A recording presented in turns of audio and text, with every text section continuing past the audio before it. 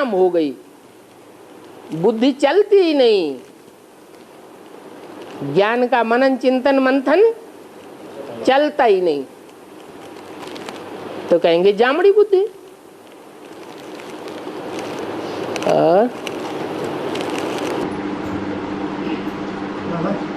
आज की जिंदगी में बाबा ने कहा है भारत में कितना दुख है और वो आगे चलकर बढ़ते ही जाने वाला है। ये तो जड़ भारत की बात मालूम हो सकती है, लेकिन क्या बेहद में चैतन्य भारत की ये लागू हो सकती है?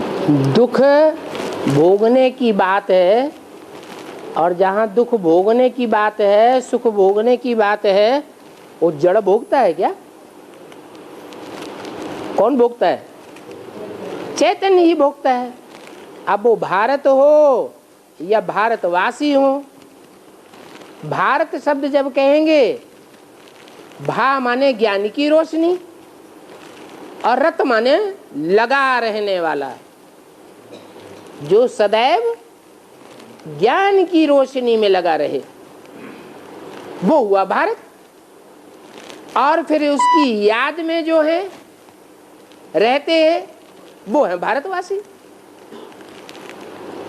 उनके लिए बोला कि अभी 63 जन्मों के हिसाब किताब तो इस आखिरी जन्म में आकर के चुकतू हो रहे हैं भारतवासियों के, और उसमें भी इस आखिरी जन्म में माया हाथ धो करके पिछाड़ी पड़ी है, जो हमसे पाप कर्म कराती ही रहती है और 100 गुना बोझ हमारे ऊपर चढ़ता ही रहता है। तो 63 जन्मों में जो पाप की गति थी वो ज्यादा तीव्र थी, या अभी संगम युग में पापों की गति ज्यादा तीव्र है? अभी ज्यादा तीव्र है। तो दुख बढ़ेंगे या घटेंगे? अति होगी, फिर अति का अंत होगा। और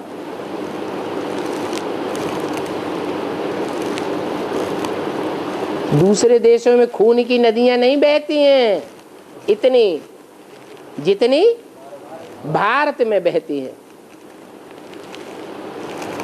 दूसरे देशों में ऐसा मौत का बाजार नहीं लगता है,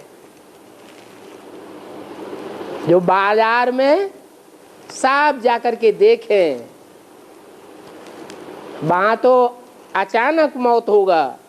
कहाँ? विदेशों में एटॉमिक विस्फोट हुए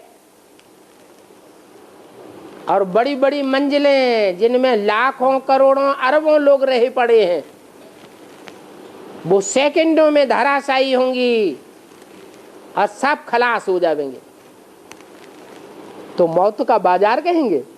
नहीं। और यहाँ तो मौत का बाजार लगेगा, खून की नदियां बहेंगी। सबसे ज्यादा खौफनाक मौत है भारतवर्ष का। यहाँ जिंदगी भी सबसे मजेदार जिंदा होकर के जिए है स्वर्ग में, तो यहाँ की मौत भी बहुत खतरनाक है।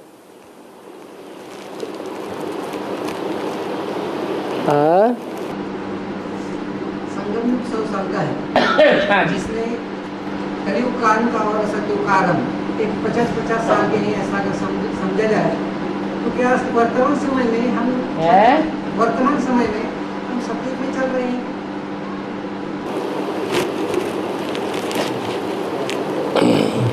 सतयुग की जो स्थापना है वो मन बुद्धि में पहले होती है या स्थूल में होती है? मन बुद्धि में होती है। और मन बुद्धि में सबके एक साथ स्थापना होती है या नंबरवार होती है? नंबरवार। मन बुद्धि में स्वस्थिति रूपी स्वर्ग की स्थापना होती है, तो नंबरवार सुख मिलेगा या एक साथ मिलेगा? तो 50-50 डिवाइड नहीं कर सकते हैं। हाँ, जो अव्वल नंबर पुरुषार्थी है उसके लिए कहेंगे 76 से ही मानसिक रूप से, बौद्धिक रूप से खुशी की स्थापना हो गई, क्योंकि ज्ञान ऐसा पराकाष्ठा को मिला हुआ है कि ज्ञान के पॉइंट से हर दुख की बात को काय में कन्वर्ट कर देता है, सुख में कन्वर्ट कर देता है। और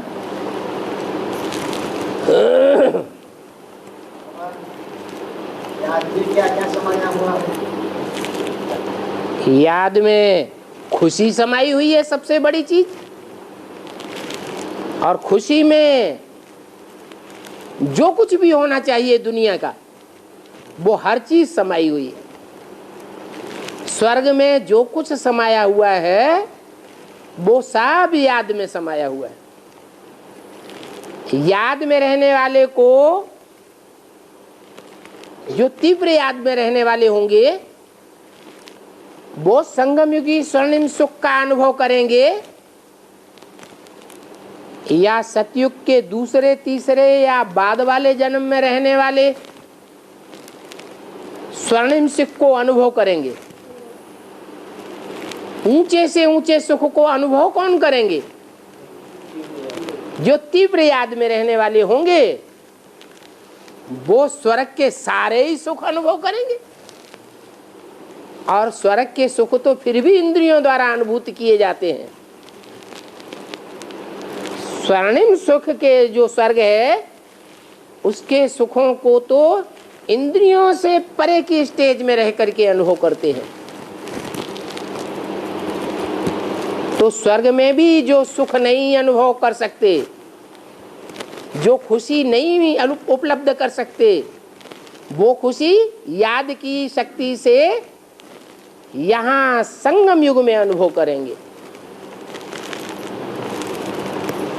ऐसे ही बोला है, याद में सब कुछ समाया हुआ है। बिल्कुल, याद में अगर सब कुछ न समाया हुआ हो तो योग बल से विश्व की बादशाही क्यों गाई हुई है? ज्ञान बल से क्यों नहीं? धारणा बल से क्यों नहीं गाई हुई है? सेवा के बल से क्यों नहीं गाई हुई है? क्या गाया हुआ है? योग बल से विश्व की बादशाही। और बादशाह जितना सुख भोगता है, समृद्धि भोगता है, बाकी प्रजा उतना सुख शांति समृद्धि भोगती है क्या? आधा में जाम आधा में रैयत गाया हुआ है। और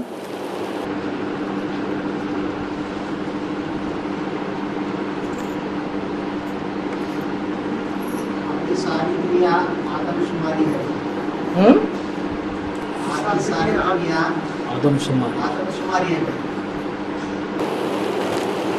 सारी दुनिया की आदमशुमारी, आदमशुमारी कितनी है? 700 साढ़े 700 करोड़ है या होनी है? हाँ जी। और आप भी बोल रहे हैं तो सारी दुनिया की हरिजन है। हरिजन सारी दुनिया हरिजन है। अच्छा, हरिजन माने शूद्र। कोई ब्राह्मण भी है दुनिया में? बाहर की दुनिया में कोई ब्राह्मण है? शिव बाबा जब तक इस सृष्टि पर नहीं आता है, ब्रह्मा के तन में नहीं आता है, उससे पहले सारी दुनिया कौन सा संप्रदाय है? हरिजन, शूद्र संप्रदाय है।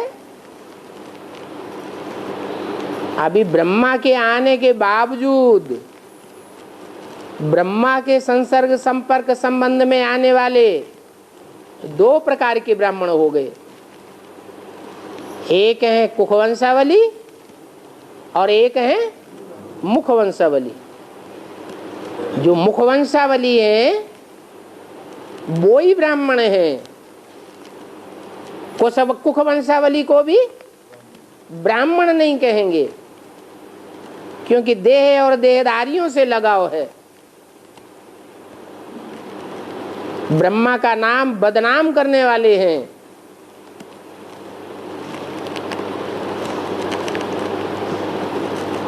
ब्रह्मा का नाम और निशान भक्ति मार्ग में से सफा चट करने वाले हैं।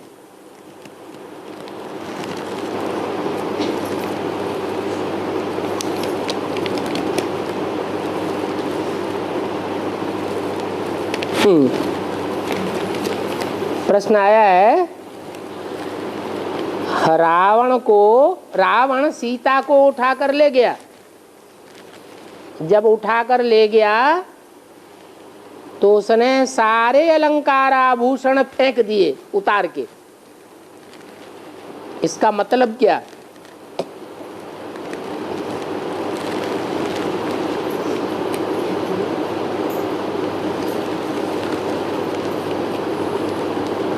तुम सब सीताएं हो।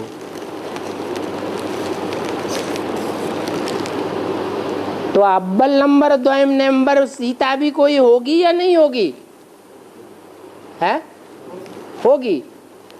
कौन है अव्वल नंबर सीता? जिसको रावण उठा के नहीं ले जाता, उठाकर ले ही नहीं जा सकता। क्योंकि रामायण में भी ये कथा आई है कि पंचवटी में जब सीताहरण का दृश्य होने वाला था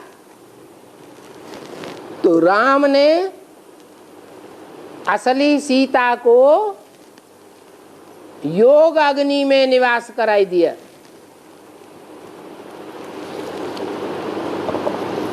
और उसके बदले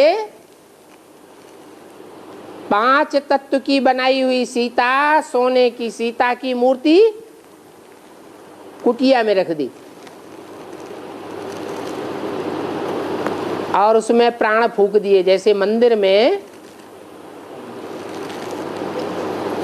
मंदिर बनाते हैं, फिर मूर्ति की स्थापना करते हैं, फिर उसमें प्राण प्रतिष्ठा करते हैं।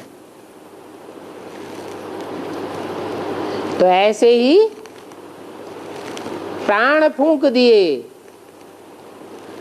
और अलंकार आभूषण से सुसज्जित कर दिया।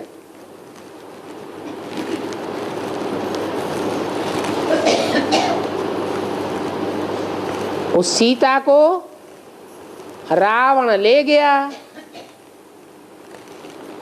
तो सीता ने सारे अलंकार आभूषण फेंक दिए। उसे द्वयम नंबर सीता कहें या अव्वल नंबर सीता कहें? है द्वयम नंबर सीता कहें। नंबर 2 की सीता जो भी होगी या जो भी होंगी,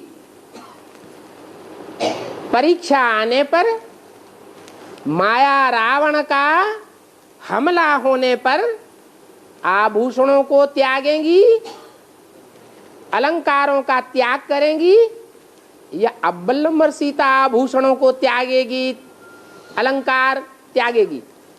आभूषण है दिव्य गुणों के। सहनशीलता जैसे दिव्य गुण हैं। माया रावण का जब पुरुषार्थी जीवन में आक्रमण होता है तो नंबर 2 की सीताएं क्या करेंगी? आभूषणों को त्याग देती हैं, अपने असली रूप में आ जाती है।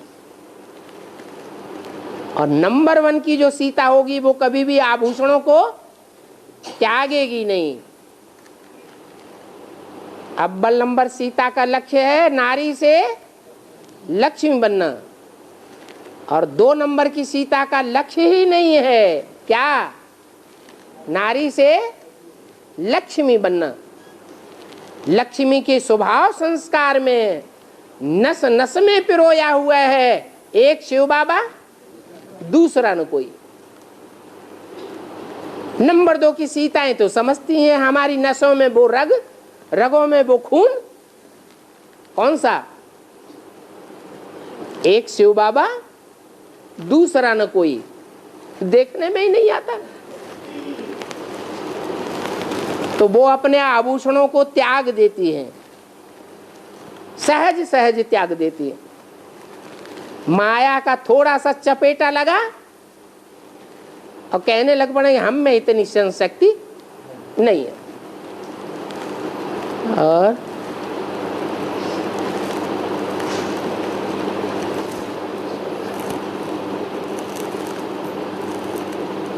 सन्मुख कितने प्रकार है बाबा? है सन्मुख कितने प्रकार है? सन्मुख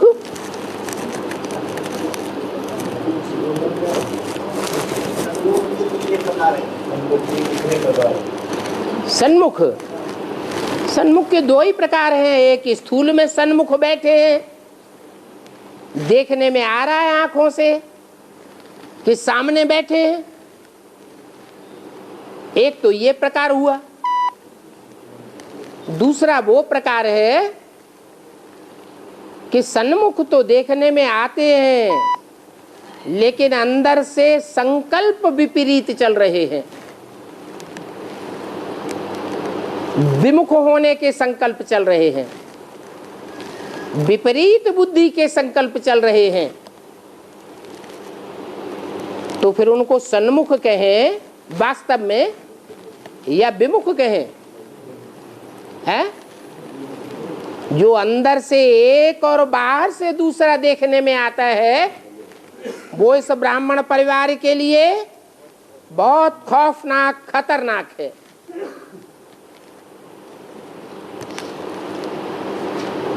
ऐसे अव्यक्तवाणी में बोला हुआ है। तो वो सन्मुख नहीं है, उनको विमुख ही की लिस्ट में डाला जाएगा, भले अभी अपने को छुपाए हुए हैं। और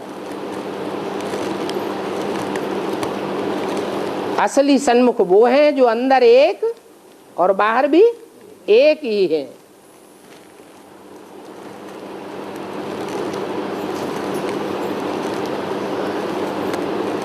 और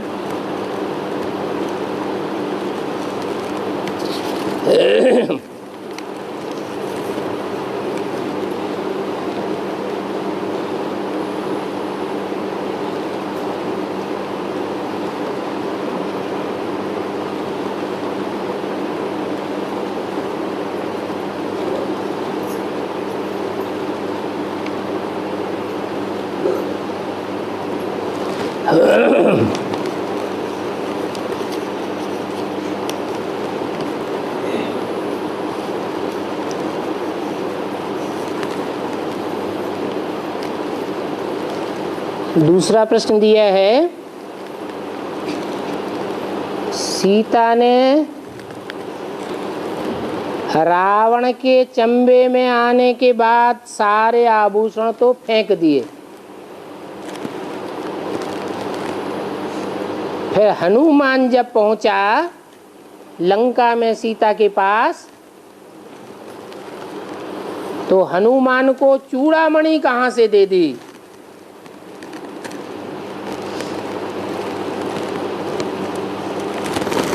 आभूषण तो पहले ही फेंक दिए थे।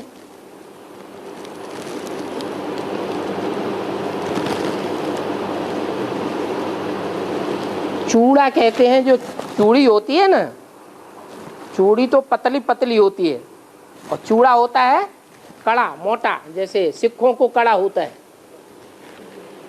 और उसमें पड़ी हुई मणि। क्या चूड़ा या चूड़ी का काम क्या होता है?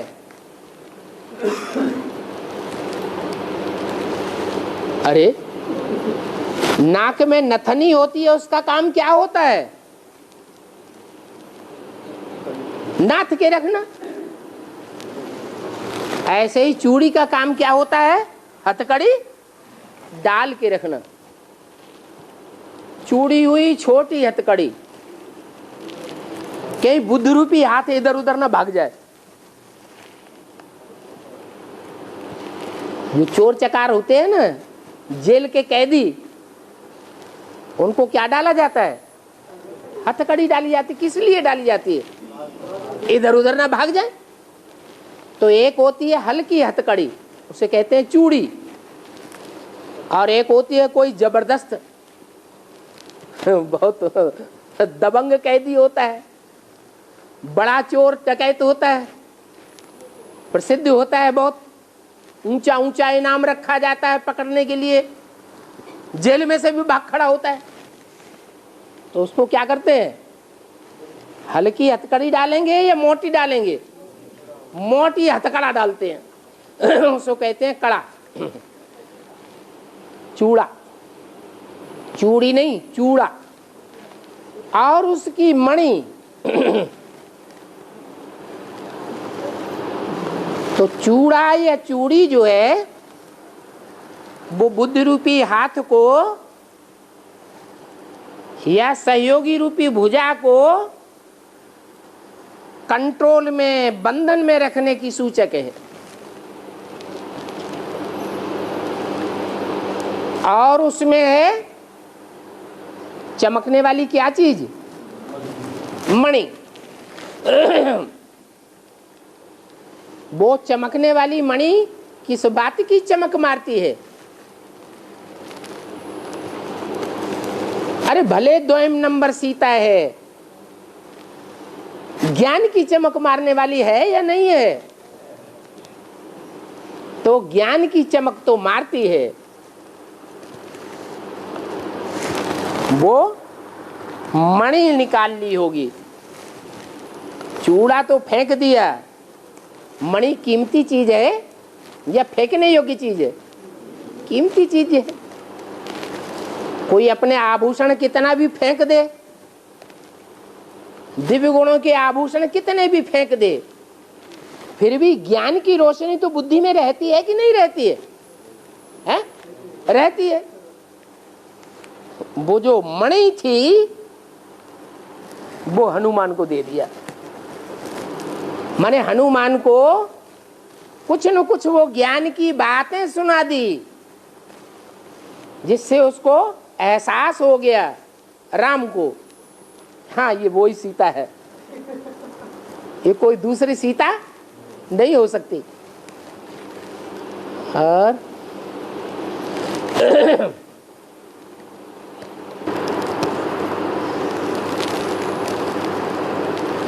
प्रश्न आया है, इष्ट देव और अष्ट देव अलग अलग हैं या एक ही है? इष्ट कहते हैं जो इच्छा की पूर्ति करे, उसे कहते हैं इष्ट देव। और अष्ट देव जितनी भी मालाएं हैं उन सब मालाओं में वो 8 ऐड किए जाते हैं, जो 8 दिशाओं के पालन करने वाले हैं, दिग्पाल जिन्हें कहा जाता है। 8 धर्मों के मुखिया या पूर्वज।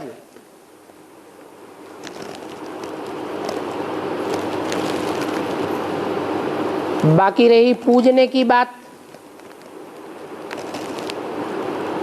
मान्यता देने की बात, तो दुनिया में बहुत ऐसे हैं जो अष्ट देवों को जानते ही नहीं है। जानते भले नहीं हैं, लेकिन अपने जीवन में कोई न कोई एक व्यक्ति को बुद्धि में पूजनीय के रूप में तो रख सकते हैं। वो अष्टदेवों में हो भी सकता है, न भी हो सकता है।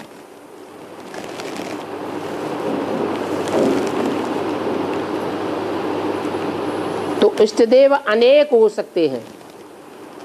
और अष्टदेव सिर्फ 8 ही होते हैं। और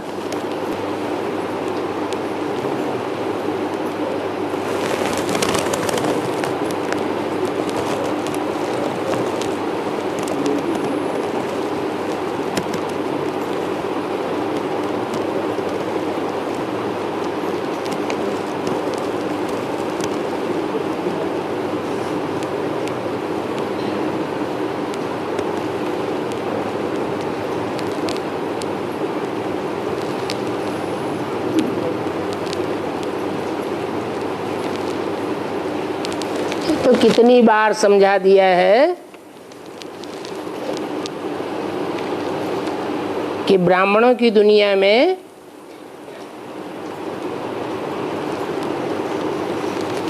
पहले 2 वर्ग हुए। एक हुए कुखवंशावली और एक हुए मुखवंशावली। जो कुखवंशावली है उन्होंने ब्रह्मा को प्यार किया, ब्रह्मा कुमार कुमारियों को प्यार किया, शिव बाबा की मुरली को प्यार नहीं किया, ध्यान नहीं दिया। तो वो है बेसिक वाले ब्राह्मण जो कुखवंशावली की लिस्ट में है, देह में उलझने वाले हैं। बाकी मुखवंशावली में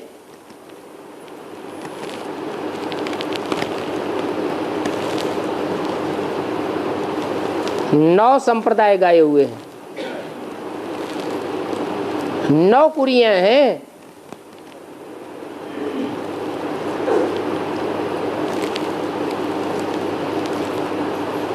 जो 9 कुरियां हैं उनमें एक से एक अच्छे हैं और एक से एक खराब भी हैं।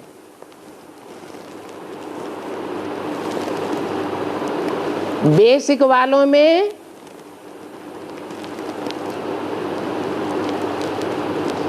हर धर्म के मौजूद हैं सिवाय सूर्यवंशियों के।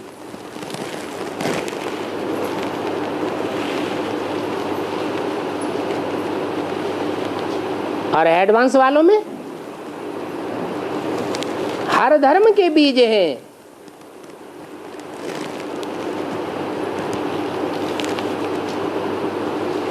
नास्तिक वाले भी हैं।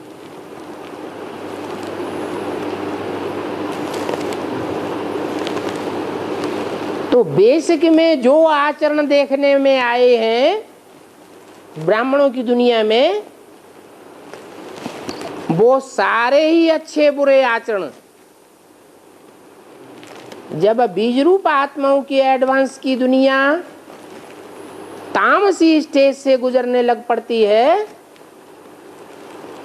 तो सब प्रकार के आचरण उनमें देखने में आवेंगे। अच्छे से अच्छे भी हैं और बुरे से बुरे भी हैं।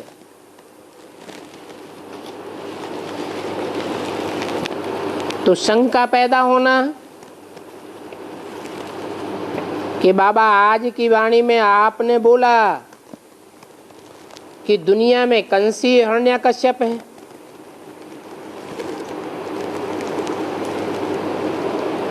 और बेसिक की दुनिया में से क्लास में से हकाल देते हैं, निकाल देते हैं, तो उनको कौरव संप्रदाय कहा जाता है। अगर एडवांस में हमारी गीता पाठशाला समझने वाले माताओं या भाइयों को हकाल देते हैं, निकाल देते हैं, भगाए देते हैं कि आपके लिए मुरली नहीं है, तो ऐसे गीता पाठशाला वालों को क्या कहा जाएगा?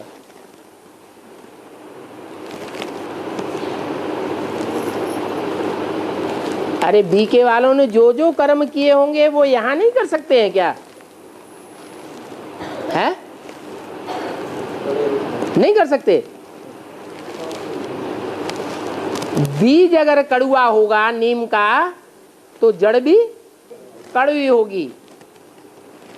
जड़ कड़वी होगी तो तना भी कड़वा होगा, टहनियाँ भी कड़वी होंगी और पत्ते भी कड़वे होंगे।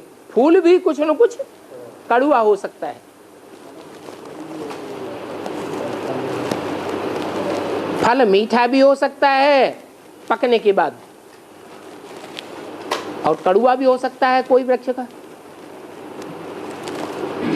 बाकी उसमें से जो बीज निकलेगा वो फिर भी कड़वा होगा। इसलिए हर आत्मा में अपनी 4 अवस्थाओं के संस्कार भरे हुए हैं। वो अमिट हैं। समय समय का प्रभाव है। कोई के ऊपर उंगली नहीं उठानी चाहिए।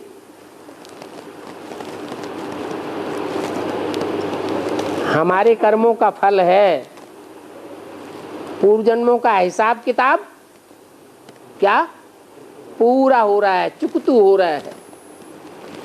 ऐसे समझना ही ज्ञानी की गति है, नहीं तो फिर झगड़े बढ़ते जाएंगे।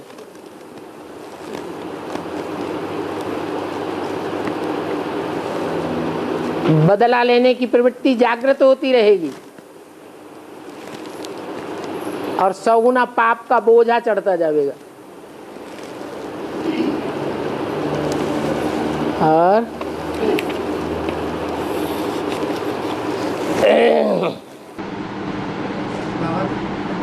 बाबा बच्चों को मंदिर लायक बनाने आए हैं। कोई बच्चे मंदिर लायक बनते ही, कोई बनते भी नहीं। तो मेरा तो ऐसा ऐसी धारणा है, जिनके मंदिर लायक जो बनते नहीं है तो ज्यादा फायदे में रहते हैं। जैसे कि ब्रह्मा बाबा के मंदिर बनते नहीं है, जैसे ब्रह्मा बाबा के मंदिर बनते नहीं है, पूजा होती नहीं है। तो ब्रह्मा बाबा के मंदिर बनते नहीं है। पूजा सिर्फ एक ही है ना, तो एक ही मंदिर बना हुआ है। क्यों? जगदम्बा के मंदिर नहीं है?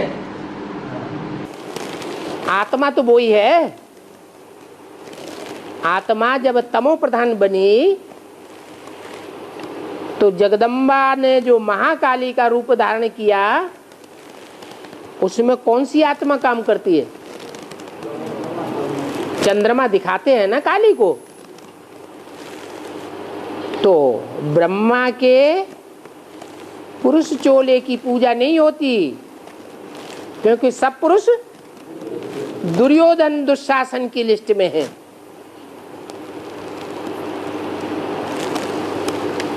लेकिन उनके स्त्री चोले की पूजा होती है। तो ऐसे नहीं कि ब्रह्मा की पूजा नहीं होती है। और फिर ब्रह्मा की सोल रामायण में कौन सा पार्ट बजाती है? हनुमान का पार्ट बजाती है। ऊंची स्टेज में उड़ा उड़ा के ले जाती है। एडवांस पार्टी में इंस्पिरेटिंग का कार्य कौन सी आत्माएं बजाई रही है? उमंग उत्साह बढ़ाने का पार्ट बजाने वाली आत्माएं ब्रह्मा सरस्वती जैसी आत्माएं हैं, जो ब्राह्मणों की दुनिया में बेसिक में शरीर छोड़ रही है और एडवांस के बच्चों का उमंग उत्साह भी बढ़ाती है जब बीज रूप स्टेज में स्थिर हो जाती है। और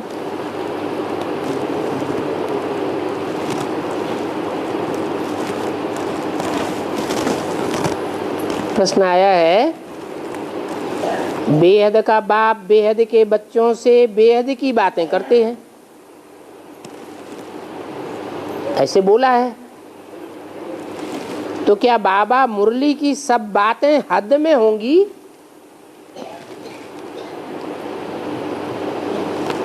बेहद में होंगी? दोनों में होंगी या एक में ही होंगी? माना सब बातें बेहद में होंगी या नहीं होंगी? हैं? सब बातें साबित करनी पड़ेंगी फिर। हैं? अगर ये कहेंगे कि बाबा बेहद की बातें, बेहद का बाबा बच्चों से बेहद की बातें करते हैं, तो सारी बातें बेहद की होंगी या हद की भी होंगी मुरली में? हैं? अरे सारी बातें बेहद में होनी चाहिए कि नहीं होनी चाहिए? अरे क्या विचार है? हैं? होनी चाहिए, लेकिन हमें मालूम है कि बेहद का बाप तो शिव बाप है, और बेहद का बाप मनुष्य सृष्टि के बेहद के बाप में आता है। वो समझाने वाला है शिव बाप बेहद का, और वो मनुष्य सृष्टि का जो बाप है वो समझने वाला है। उनकी तो आपस में मिल जाएगी, लेकिन एक तीसरा भी तो है जो इंटरफियर करके बोलता है, नहीं बोलता है? वो मुरली में इंटरफियर करके बोलता है कि नहीं बोलता है? वो हद की बात करेगा, बेहद की बात करेगा? है? वो हद की बातें करेगा, करता है। इसलिए ये नहीं कह सकते कि सारी की सारी मुरली, उसका अर्थ बेहद में लागू हो सकता है। न ब्रह्मा के मुख से बोली हुई मुरली सारी की सारी बेहद में लागू हो सकती, और न एडवांस की वाणी सारी की सारी बेहद में लागू हो सकती, क्योंकि इंटरफियर करने वाला बेबी बुद्धि, बच्चा बुद्धि बीच बीच में इंटरफियर करके हद में बोलता है। और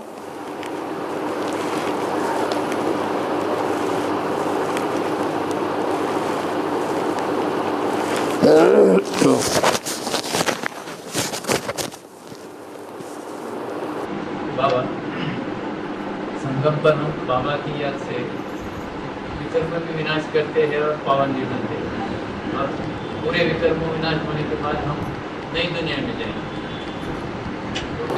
जब द्वापर में आएंगे तो हमारे विकर्म कहाँ से रहेंगे? संगरंग नहीं लगता है?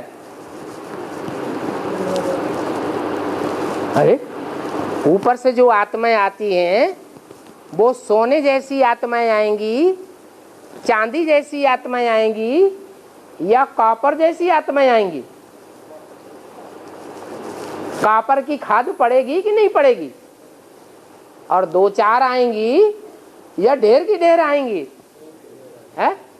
ढेर की ढेर आएंगी। तो उनके प्रभाव में जो देव आत्माएं हैं वो आ जाती हैं, और थोड़ी देवात्माएं उनके प्रभाव में नहीं आती। ढेर की ढेर दूसरे धर्म में कन्वर्ट होने वाली देवात्माएं हैं जो कन्वर्ट होती रहती है। तो मुट्ठी भर सूर्यवंशी जो अपने धर्म के पक्के रहने वाले हैं, उनका क्या हाल होता होगा?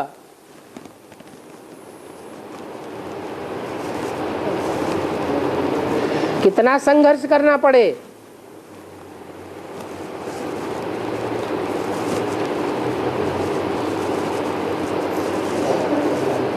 और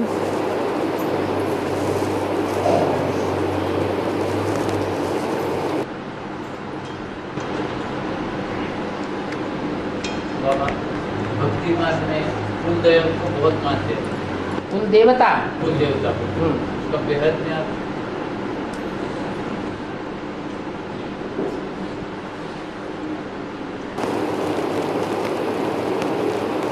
सबका अलग अलग बताना पड़ेगा क्या, कि अपना बता दे? है?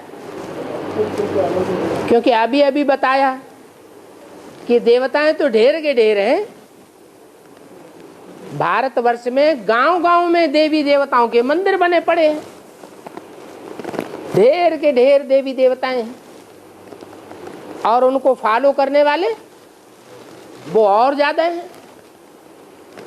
तो सबका अलग अलग बताना पड़ेगा कि एक का ही बता दें तो सबका समझ लेंगे? एक का ही बता दें। अच्छा चलो, बाबा अपना ही बता देते हैं। बाबा के कुल में लौकिक दुनिया में जब थे तो एक देवता की पूजा होती है उधर उस क्षेत्र में, और बहुत प्रसिद्ध देवता है उधर का। उसका नाम है जखैया। काखैया नाम नहीं बताया, जखैया। और वहां जाते हैं, उस देवता का जब मेला लगता है, जात लगती है, बसें की बसें भर भर के जाती हैं। तो वहां पैसा वैसा नहीं चढ़ाते हैं। क्या उस देवता को क्या चाहिए? पैसे नहीं चाहिए, मिष्ठान्न वगैरह नहीं चाहिए, उसको चढ़ाते हैं कौड़ियां। क्या? कौड़ियां चढ़ाते हैं और वापस आ जाते हैं।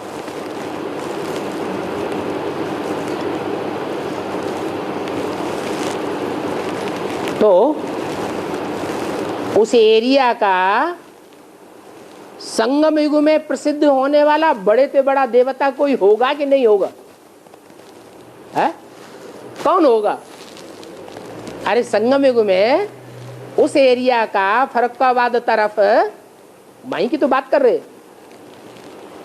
फर्रुखाबाद तरफ बड़े से बड़ा देवता कौन सा होता है जो संगम युग में सारे संसार में प्रत्यक्ष होता है? अरे है? अरे वो ही तो बताया। फर्रुखाबाद में किसको मानते हैं? मालिक को मानते हैं। कौन है मालिक विश्व का? है? एक ही तो गाया हुआ है, विश्वनाथ शंकर। तो वहां का एक ही बड़े से बड़ा देवता है। इतना ऊंचा देवता, और कलयुग के अंत में आके उसकी कैसी मट्टी पलीत कर दी। क्या नाम रख दिया? जखैया। और कुछ खाने को ही नहीं मिलता।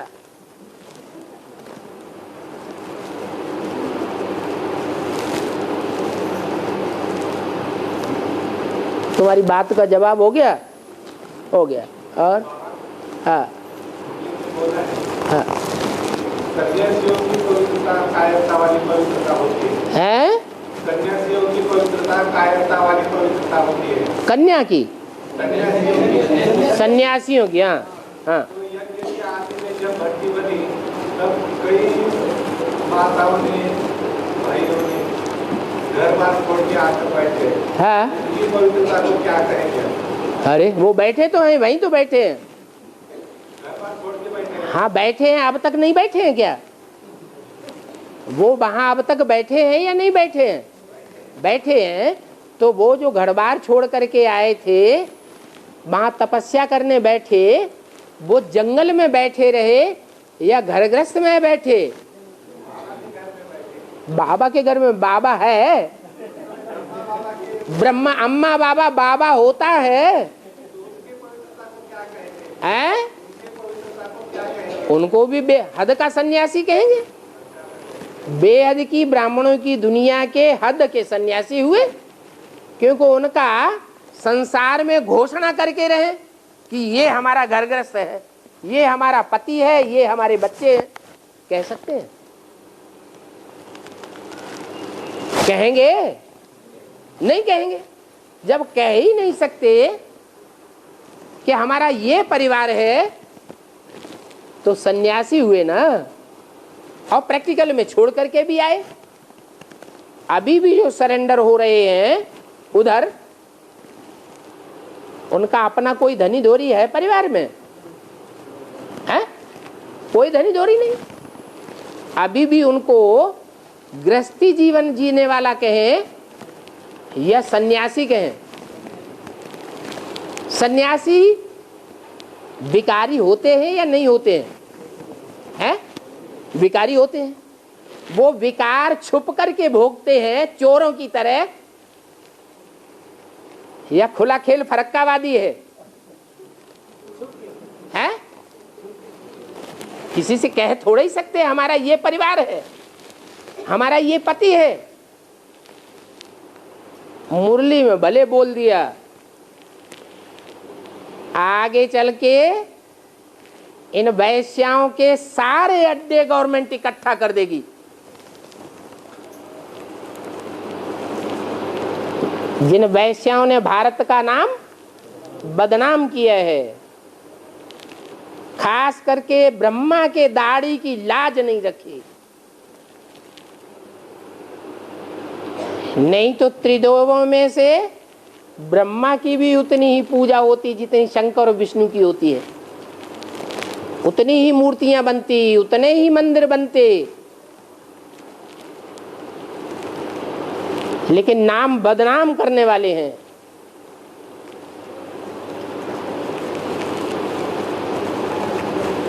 और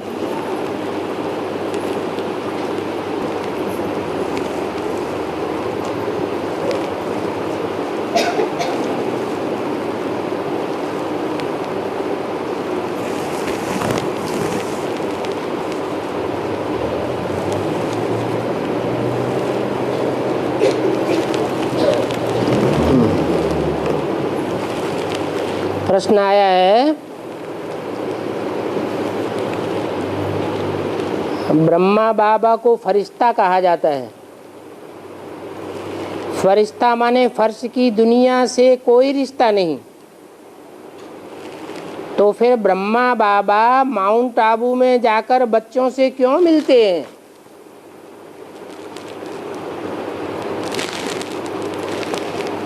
उन बच्चों के इशारे पर क्यों नाचते हैं? इस तारीख को आना है, इस टाइम आना है, इस टाइम जाना है। उन्हें फरिश्ता कहें या नहीं कहें?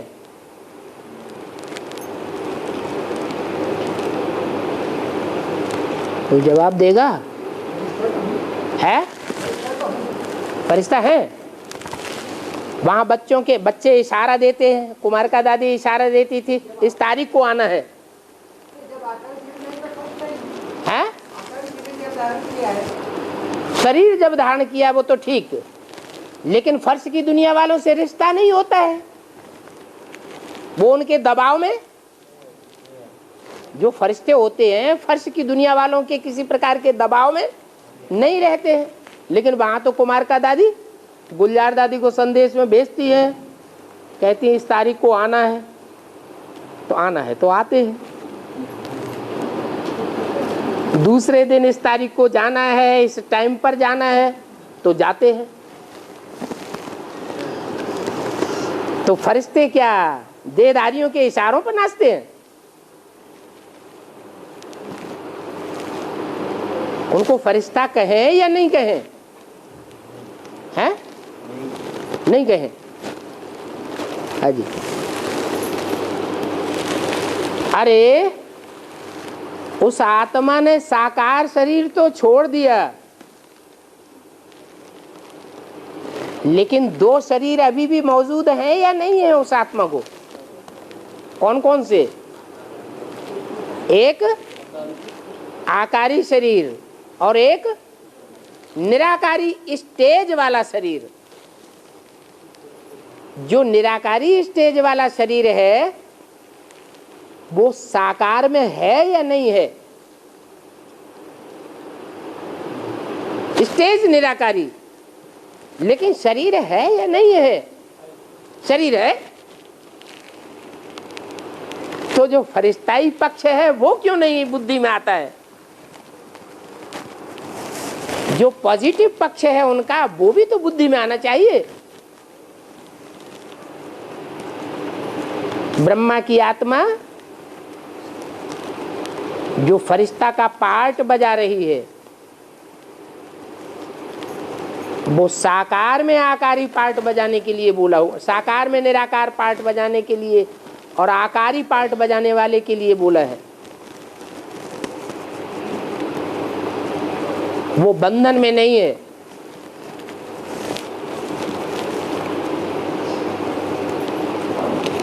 फर्श की दुनिया वालों के बंधन में है, रिश्ते हैं, ऐसे नहीं कहेंगे। क्योंकि रिश्ते जो होते हैं, संबंध जो होते हैं, वो याद आते हैं। ब्रह्मा की सोल साकार में निराकारी स्टेज वाला पार्ट तो बजाती है,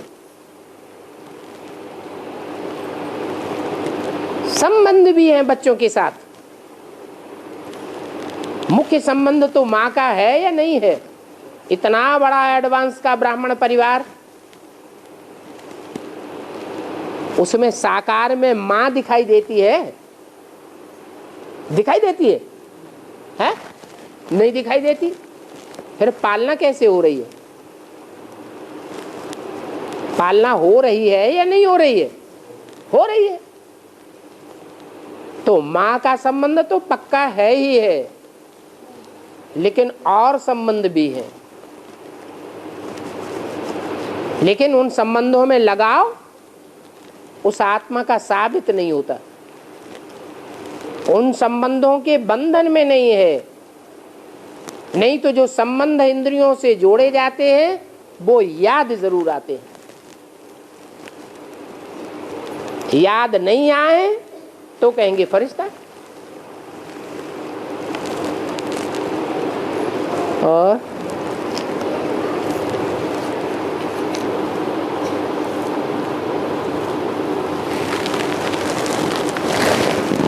प्रश्न को क्लियर करके लिखो, क्लियर नहीं है।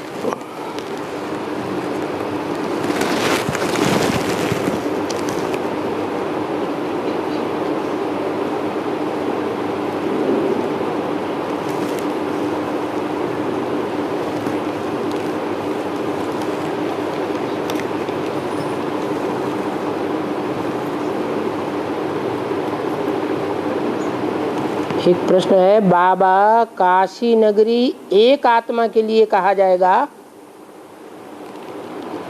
या सारे संगठन को काशी नगरी कहेंगे?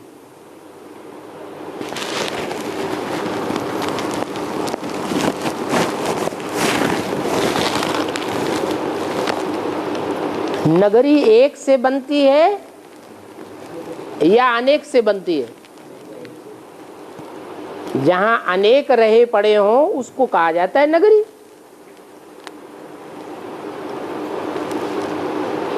उसकी विशेषता बताई। काशी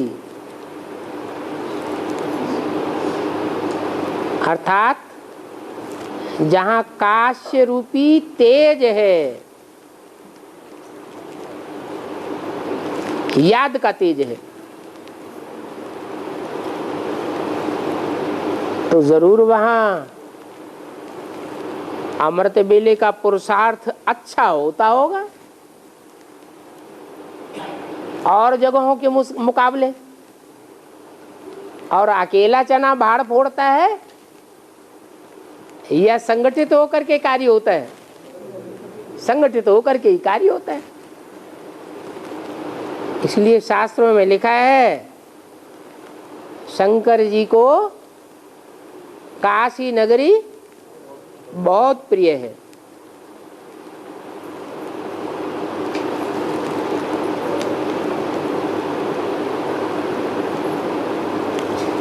कोई ने प्रश्न किया है, अष्टदेव एनएस से ही निकलेंगे या और मिनी बधुवन से भी निकलेंगे?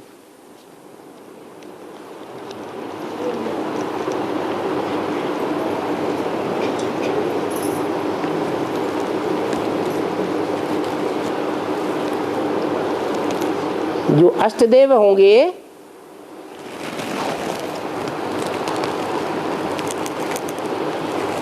वो सारी दुनिया की श्रेष्ठ चुनी हुई बीज रूप आत्माएं हैं। और वो बीज रूप आत्माएं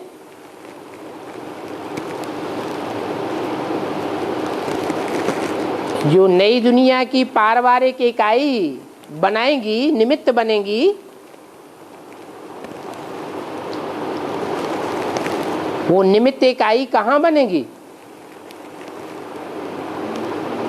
है।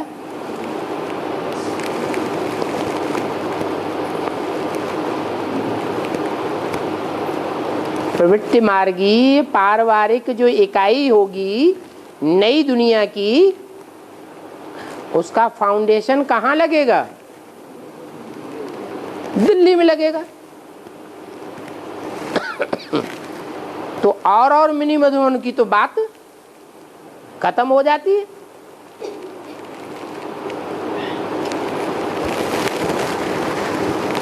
हाँ, दिल्ली मिनी मधुबन में भी कोई ग्रुप ऐसा हो सकता है जिसके लिए अव्यक्त वाणी में बोला है, बाप दादा ने तुम बच्चों को नई दुनिया की सौगात दी है।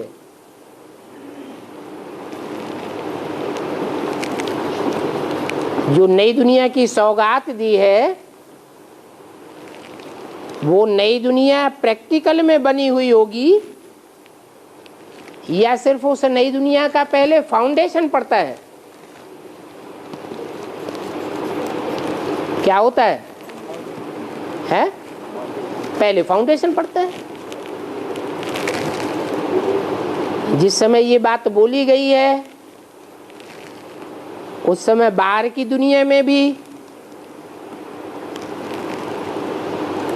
बड़े बड़े महल, अटारियां, मल्टी बिल्डिंग्स बनाई जाती रही,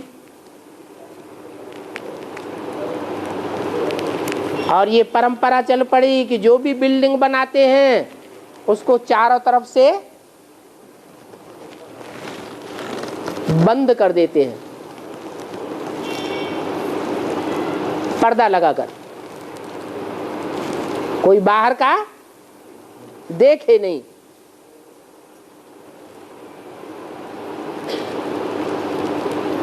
तो जो नई दुनिया का फाउंडेशन लगे या नई दुनिया बाद में संसार में प्रत्यक्ष होगी, जो नजदीकी ब्राह्मण बच्चे होंगे वो पहले देखेंगे या बाहर की दुनिया वाले देखेंगे? नजदीकी देखेंगे। और यहाँ तो उन बच्चों की बात ही नहीं की है जो सिर्फ देखने वाले हैं। यहाँ तो अव्यक्त वाणी में बोला है, तुम बच्चे जो नई दुनिया का सौगात दी है उसमें आना जाना करते हो ना।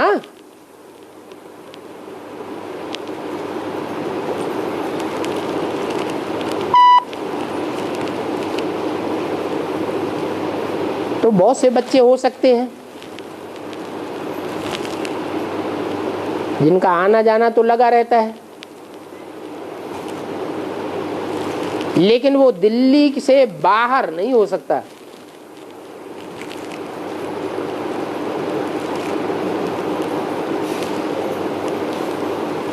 और दिल्ली में तो एक ऐसा भी ब्राह्मणों का ग्रुप चाहिए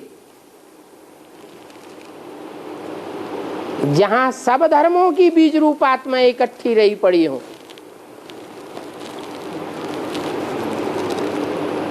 बाहर की दुनिया के हिसाब से देखा जाए तो सारी दुनिया का की ऐसी एक राजधानी कौन सी है जहां ज्यादा से ज्यादा परसेंटेज में चारों ही मुख्य धर्म के लोग रहे पड़े हों? है दिल्ली है। क्रिश्चियंस भी बहुत रहते हैं, बौद्धी भी बहुत रहते हैं, हिंदू भी बहुत रहे पड़े हैं, मुसलमान भी बहुत रहे पड़े हैं।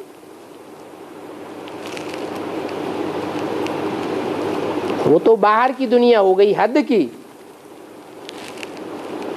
उसका छोटा रूप ब्राह्मणों की दुनिया में दिल्ली में होना चाहिए कि नहीं है? होना चाहिए। तो ऐसा मिनी मधुबन का संगठन भी होना चाहिए जहां दूसरे धर्म का फाउंडेशन लगाने वाली आत्माएं भी घुसी पड़ी हों।